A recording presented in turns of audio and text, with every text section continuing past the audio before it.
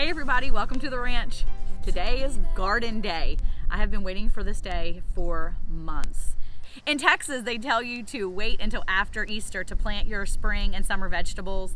And so Easter has passed and now it's time to plant our spring and summer vegetables. I am so excited to finally get them in the ground. And today we're gonna show you what we're planting and how I put them in the ground. We're also gonna touch on some of the things we're gonna do with our garden this year and how we're gonna water the garden. It's something different. We have tried different ways to keep our garden watered throughout the season, and I'm excited for something a little bit different and newer to us. So stay tuned for that. Let's just get started. Let's get some stuff in the ground and get our hands dirty. Okay, so we've got a lot going on. Hopefully you can hear me. We've got some lawn mowing in the background, some kids helping. We're getting ready to plant, but I wanted to touch on the fact that as Eric's raking behind me here, we ended up having our pigs till our garden this year. It was awesome. It was a very unique way to get this garden tilled up and saved us a lot of work.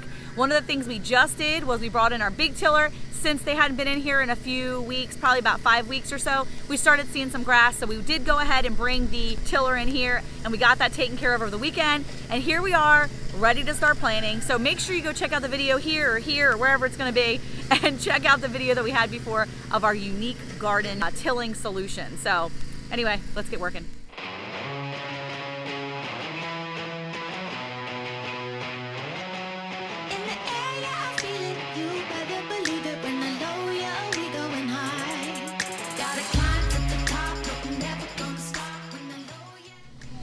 So one of the favorite varieties of tomatoes that we like to plant are Cherokee Purples.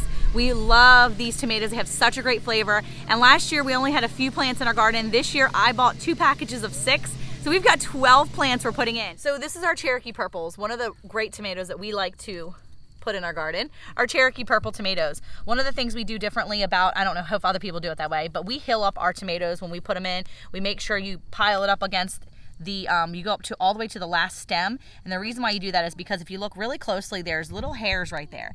These actually little hairs will get themselves into the ground and they will root into the ground. You'll notice that along all the edges of the tomato plant. So it's really good to be able to pile that soil up to give it a great base and a great foundation. Make sure you're piling your soil high on your tomatoes. Trust me, it's gonna get a great, you're gonna give it a greater start. You're gonna give it a better chance to survive, especially when you transplant. One of the things that we really like about the Cherokee Purple is that it's a very hearty, very mild flavored tomato. It's not so heavy in acid that it, for people that maybe don't like tomatoes, it's a really nice tomato. So Cherokee Purples, one of our favorites. We're planting 12 of them this year and I cannot wait because I am so excited to get a bunch of Cherokee Purples on our plates this season.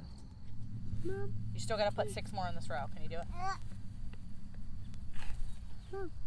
Okay, give me that. I'm planting the sweet bell peppers, and one thing I wanted to point out with this as I'm looking over my shoulder is sometimes less is more. Be mindful of what the tag says. If it tells you to plant it 12 to 18 inches apart, plant it 12 to 18 inches apart, and remember that you got to be able to get between the rows and make sure that you give them room to grow, because if you get too many packed in there, they really won't grow to their full potential. So follow the tag. What it says to do it. And also make sure you know your zone that you're planting. It's super important to make sure you understand that whatever you're planting needs to be able to grow in the zone that you live in. So make sure you take time to look at that. All right, so do right here. We're just going to go down a little bit. Okay, that's good. Now take this and you're going to break it. Break the roots apart. There you go, nice and gentle. Set it right there. Now you mound it up. There you go. Good, keep going. Keep mounding it, put it around. And now we're gonna cup our hands like this. Cup our hands around them like this, and just push down gently. There you go. Perfect, good job. All right, so we got our attachment in. Relatively inexpensive. So you just put it on here like this. Let's see if it fits.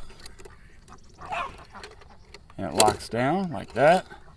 And now for the test. There you go. So this is another means for us to supply our own things that we need. We've taken a lot of time to put things together to gather the rain, and now we'll be able to put this to use by not having to use water, or if we have water restrictions, now we have our own that we've gathered. So super excited about that. That's one step closer to being able to rely on ourselves to provide what we need for our garden. So thumbs up on this. Okay, so we finished up our garden work the other day, and I'm back out in the garden today to double check everything and see how everything looks, and I am so pleasantly surprised with all of the things over there. Everything that we put in the ground is looking wonderful. We had a surprise rain come through yesterday morning, and it was a lot of rain, and so I was a little concerned, but I went out and checked everything, and I'm checking it again, and everything looks like it's really flourishing. Making it up in a little bit of a pile the way we did is always a helpful thing if you're looking and seeing. I don't know if you can see some of those piles. We really mounded them up, and for me, I feel like that's one of the best ways to do it with the type of rains we get when it's a lot of times it's just like a downpour. So anyway, based on that, that's what we did in our garden this week. I really hope you enjoyed this video. So stay tuned. We're going to show a lot more videos of our garden as the season goes on. We also have updates on Peter the pig and Sweet Diddy the bottle calf coming up soon. Plus, we have turkeys. Yes, I did a little sneak peek of the turkeys a few weeks ago, and then I've really just failed to show you guys what's going on with them. So I'm going to show you some more about the turkeys and what's going on with our first season ever of turkeys. If you have anything that you're doing in your garden that's working, I would love for you to share it in the comments below. We always like to hear what's working for everyone else, because those are things that we're always seeking to learn. You know, we're always looking to learn new things. I tell my kids all the time, you could always learn something new. So share your tips and tricks with us so that we can continue to make our garden better as well. So until next time, don't forget to like, subscribe, hit that notification bell, and stay tuned for all the outtakes, because I'm sure since Eric's been doing this video, there's plenty, because he makes a lot of mistakes. Anyway, have a great rest of your week or day or whenever you're watching this. Enjoy yourself, and until next time, see ya. Hey everybody, welcome to the ranch. Eric, stop. He's just doing this so we have outtakes. Cause see, I'm so good at this. That I don't actually have a lot of outtakes. So when we do it, when it's just me, you don't get a lot of outtakes. All right, take two. Oh, the ducks are making me crazy. All I can hear is these ducks in the background. Drive me nuts. So we try to post at least one once a week, at least one. In Texas, they tell you to wait until after the wind goes so that you can record. Okay, we also have some updates on Peter the pig and Sweet Diddy the bottle calf coming up soon. We also have any more trips. And now it's time. Hold on. And stay tuned, because we're going to show plenty more updates of how the video, I don't know what that was. I don't even know why they're over there. They don't actually sleep there. They come over here, they just tease me. They don't actually sleep there. Bunch of jerks. Bunch of jerks.